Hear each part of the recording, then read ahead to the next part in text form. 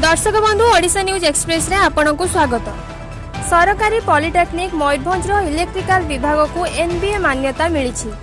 सूचना मुताबक मयूरभंज जिलार बारिपदा अंतर्गत टिकरपड़ा स्थित एकमात्र सरकारी वैषयिक शिक्षानुष्ठान सरकारी पॉलिटेक्निक मयूरभंज इलेक्ट्रिकल इंजीनियरिंग विभाग को नवेम्बर 24 तारिख दिन वैषयिक शिक्षा क्षेत्र में उन्नत मानर अभिजात और गुणवत्ता पाई नेशनल बोर्ड ऑफ अक्रेडिटेशन द्वारा 3 वर्ष पाई अर्थात 2026 पर्यंत स्वीकृति प्राप्त होइछि।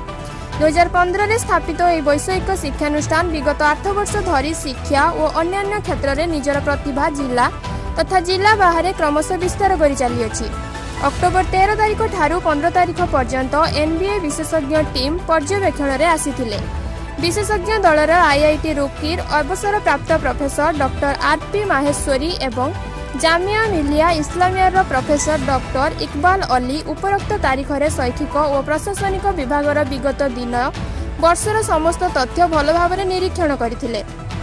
अध्यक्ष इंजीनियर कंबुपाणी मेहर और इलेक्ट्रिकल विभाग प्रमुख इंजीनियर लीना मारंडी, एनबीए परिचालिका इंजीनियर एसएस दास तथा अध्यापक engineer Laxmidhar Sahu, engineer Hemant Kumar Sethi, engineer Debashish Patra, engineer Ishwar Kumar Sahu, engineer Rajesh Kumar Sahu एवं प्रयोगशाला सहायक खगेश्वर भई, डंबरधर महांत और कर्मचारी वृंदों सहयोग फल आज यह शिक्षानुष्ठान वैषयिक शिक्षा क्षेत्र में जिलार प्रथम एनबीए स्वीकृत प्राप्त अनुष्ठान भाव में प्रतिष्ठित हो पारिछि।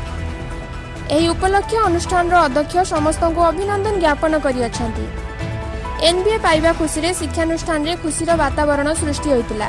एथिसह शिक्षानुष्ठान अध्यक्ष और अध्यापकों उपस्थिति रे नाच गीतर समारोह मध्य अनुष्ठित होइतिला।